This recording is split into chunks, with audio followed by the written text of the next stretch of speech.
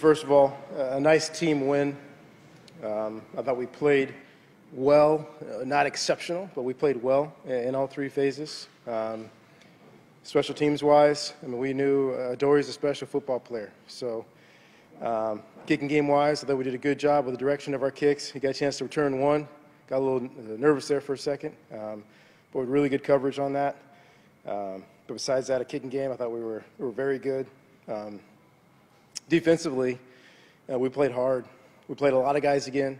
We'll continue to do that so we can be fresh at the end of the game. But our guys played hard. They played well.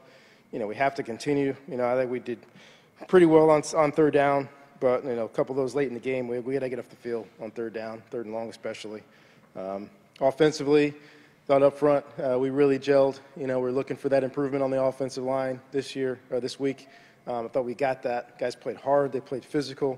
We knew they had some really good players up front, and we had to play smart and play hard and strain in the run game. Thought passing game-wise, I thought Ryan Burns played well again. You know, we missed two. You know, we missed two. We missed Christian McCaffrey on the touchdown pass. Another one, we had Michael Rector behind Dory, and he underthrew it a little bit. Besides that, he managed the game extremely well. Played pretty well outside of those two throws, and we'll hopefully continue to progress. And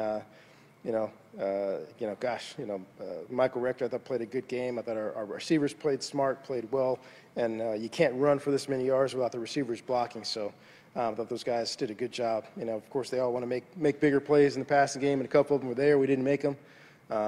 But I commend those guys for coming in and blocking the way that they did, so Christian can have this kind of performance tonight. And it was good to see Bryce to get back out there again. And you know, he's explosive, he's fast, and multiple runs now. I mean, he's one shoestring tackle away from running away from everybody. So I'm excited to continue that great 1-2 punch the rest of the year.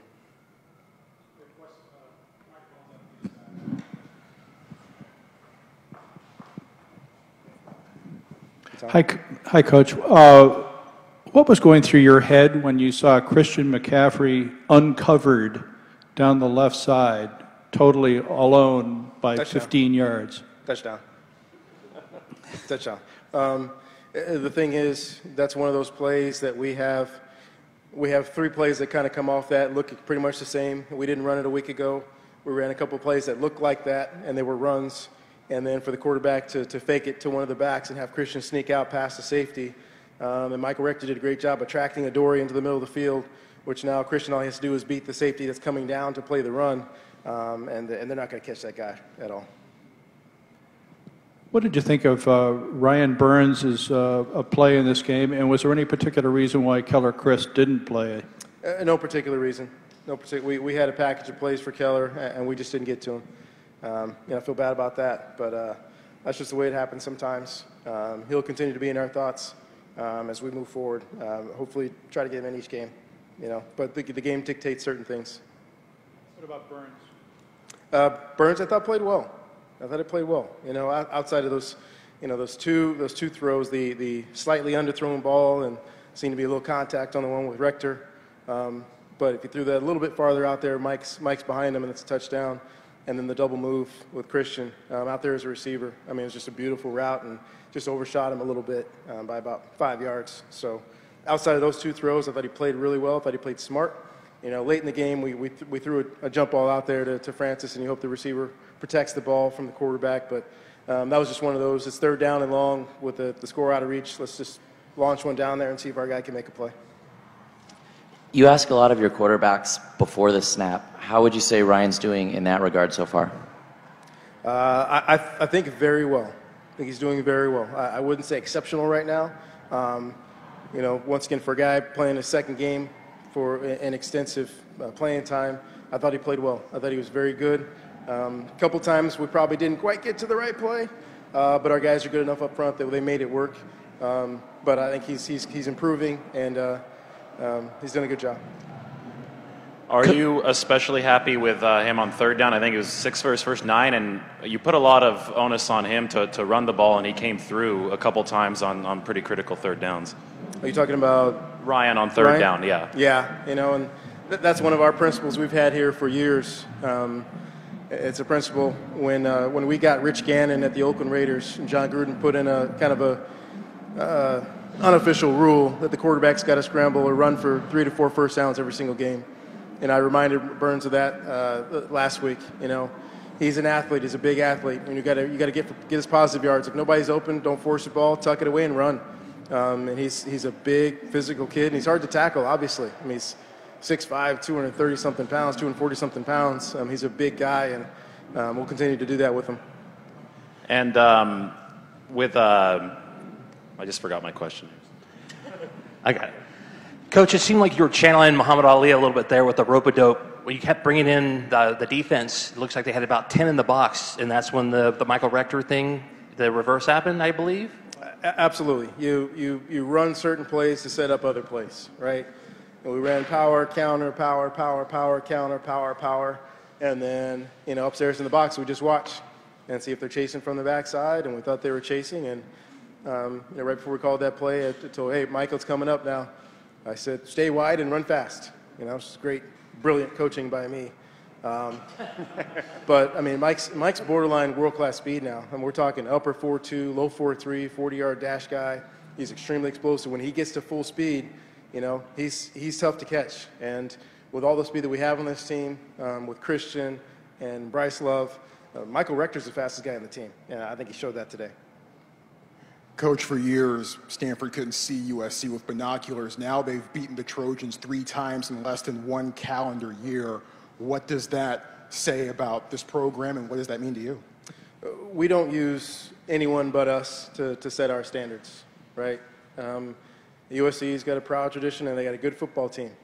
Now, that football team is better than the one that everybody thought they saw against Alabama. You know, Alabama played really well that game. This is a good Trojan football team. But we set our standard based on us. You know, it doesn't matter that it's USC or UCLA or Notre Dame or whoever it is. Our standards are high, and when we play well, we expect to win. You were just right here. You were just describing your offense's power, counter.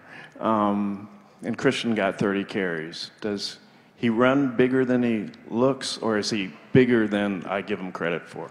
Oh, there's no question about it. I mean, he's 205 pounds, you know, something like that, 6 foot. But he runs like a guy that weighs 230. He's physical, and you don't see him get knocked down with just one guy. And he gave a talk to the team this morning and reminded everybody, not just him, but for everybody, you don't let the first guy bring you down. You don't go down easy. You know, he fights for yardage. You know, he might get hit with a 2-yard gain, and then you look up and it's a 5-yard gain because he fought for those extra 3 yards.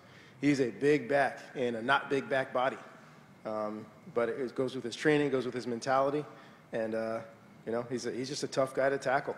And, you know, I think that 30 carries is good, you know. We don't necessarily need 30 carries every single game, especially now that Bryce is back and we continue to give Bryce some carries. And, you know, the quarterback can take some carries. And, you know, I want to continue to get Cameron Scarlett in the mix. He's in the mix a couple times today. We'll get him some carries. So we don't need Christian to get necessarily 40 or anything like that. But, you know, somewhere between 25 and 35, I think is plenty. Bryce looked really comfortable running between the tackles today. Can you talk about his development as a complete back at this point? So we knew, based on Bryce's film, we saw his film his junior year. We were really excited. But with the guy, once again, very similar to Christian, if they're not a big guy, you want to see him. You know, you got to see him with your own eyes. So we sent Coach Lance Taylor out there, running backs coach, to go see him. And he called me from the school watching him. He said, Coach, he's not tall, but he's not little. This is not a little back, very similar to Christian. This is a running back. This is not a little scat back that you just run toss sweeps with. This guy runs downhill between the tackles. And just like Christian, you see him use his patience. He's got great vision. He's got great balance. And then he knows when to hit it. And when he hits it, he gets up to full speed. And like I said, there's 2 of those now. If he gets out of there, it's gone. Coach, can you tell me a little bit about your defense? I mean, you guys showed a kind of a bend but don't break spirit. Maybe gave up the occasional big play, gave up more than 300 yards, but for the most part kept them out of the end zone. Yeah, I don't like to say bend but don't break. I think we try not to give up the big play. And I think we gave up a couple on 3rd downs in particular. But we want to be on the attack, and we want to stop the run. I think they did a good job establishing the run early in the game. I think we bounced back. They came back in the third quarter, established the run again. I thought we bounced back again. And once we bounce back and do a better job against the run, now we make a team one-dimensional. And then, hopefully our pass rush and our coverage wins the game for us. And that's kind of what happened tonight. You speak about bouncing back, Coach. You had that drive you gave up to open up the second half, 9-play drive. You respond with a 10-play drive, and then your defense pitches a shutout the rest of the game. What does that say about the character of this team being a strong second-half club this early? We talk about being finishers. And of all the things that you want people to say about you, you want to say you're tough, you're smart, you're a good football team, you're fast, you're athletic. To me, the biggest compliment is that you're a finisher, that you're going to play your best football in the fourth quarter, that you're going to play your best football to close out the game. If you're behind, you're going to play your best football to catch up and take the lead. If you have the lead, you play your best football to end the game. And that's the way we train, that's the way we think, that's the way our program is built to be a really good fourth quarter team. And we did that tonight. Coach, how would you rate the performance of your offensive line in this game, and how did they do on improving from what needed to be worked on from Kansas State? Without watching the film right now, I want to say we played much better. Without watching the film, I'd hate to give a pure letter grade. It feels somewhere in the B range, but I'm a pretty hard grader. So we'll see once we watch the film. But the bottom line, though, is I still think we can play better. I think they slipped off a couple tackles, and for us, we want to play perfect up front. We talk about hitting our landmarks and straining to finish every single block. And for the most part, we did that tonight. And we have the kind of backs, if we give those guys a crease, those 4-yard runs turn into really, really big plays. Great. Thank you. Do we have one more? I got nothing else to do. Go ahead. Mike's next to you. So, all right. So you guys ran the ball 47 times this game, which is percentage probably about like 70%. And there were runs where McCaffrey wasn't in touch for like 10, 15 yards. At one point during the game, did you feel that you had the clear advantage, had complete control up front? I think our MO is pretty much set in stone. If we get a 2-score lead in the second half, we're going to run them. We're going to run it. We're going to be physical. We talk about intellectual brutality. We're trying to end the game with the ball in our hands. I don't care about stats. I don't care what other people do. I don't care what other people trying to run up the score. It's just football. We got a 2-score lead. The way we play offense, the way we play defense, we're a tough team to beat. So we try to put the pressure on the guys up front, offensively and defensively on our team, to end the game for us. Get one more, blue shirt. I'm sorry. Does USC seem to bring out the best in Christian McCaffrey? I mean, I know he had a school record 461 yards against them in the Pac-12 championship game, and today he led you guys in every single category. I mean, I know it's kind of par for the course for him to do that, but does USC bring out the best of him, and does it ever cease to amaze you what he can do? Game day brings out the best in Christian McCaffrey. I wouldn't want to give anybody that much credit that he tries to play better against somebody else. He's got such a chip on his shoulder. He's got such an internal drive. It doesn't matter who the other team is. When it's game day, he's excited and he can't wait to play. Thank you all.